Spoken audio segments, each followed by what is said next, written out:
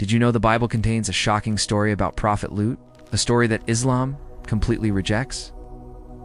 Today we'll uncover how the Bible portrays Lot in a way that seems unthinkable for a prophet, and how the Qur'an gives a very different picture. Lot, or Lut, peace be upon him, in Islam, was the nephew of the great prophet Abraham. He was sent to live among the people of Sodom and Gomorrah, cities that had become famous for their deep corruption and immoral acts. Both the Bible and the Qur'an agree on this part. God chose Lot as a messenger to warn his people and call them back to righteousness. But this is where the stories take a dramatic turn. In the Bible, in Genesis chapter 19, after God destroys Sodom, a disturbing twist unfolds. The text describes Lot escaping to a cave in the mountains with his two daughters. Believing they were the last people on earth, his daughters decided to get their father drunk with wine. While he was intoxicated and unaware, they committed incest with him. The children born from this act are said to have become the ancestors of the Moabites and Ammonites. This passage is incredibly controversial. It paints a prophet of God, Lot, as a man who gets drunk and commits a deeply shameful act, even if unknowingly. Many scholars argue that this story might not be a literal historical account. Instead, they suggest it was written as a political tool to discredit Israel's enemies at the time, the Moabites and Ammonites, by giving them a cursed and scandalous origin story.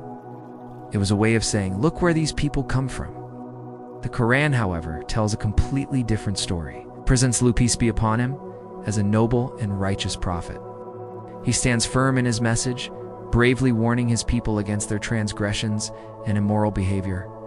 When they arrogantly reject his call, God's punishment descends, and the cities are destroyed.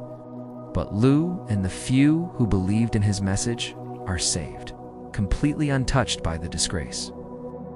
In the Quranic account, there is absolutely no mention of drunkenness, no incest, and no dishonor. This is because, in Islam, all prophets are considered ma'asem, or protected from major sins. They are seen as pure role models for humanity, beacons of morality and guidance.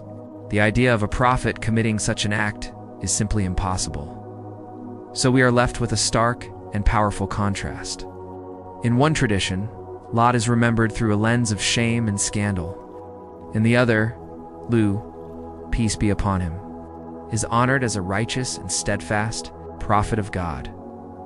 This highlights a fundamental difference in how the two faiths view the character and legacy of the prophets, one presenting them with human flaws, the other with divine protection and purity. What are your thoughts on this? Do you think the biblical story was a form of political propaganda against enemies? Or do you believe it's a literal record of a tragic event? I'd love to read your perspective in the comments below. If you enjoy exploring the deeper, often hidden aspects of religious history, make sure to subscribe and hit that notification bell. Thanks for watching, and I'll see you in the next video.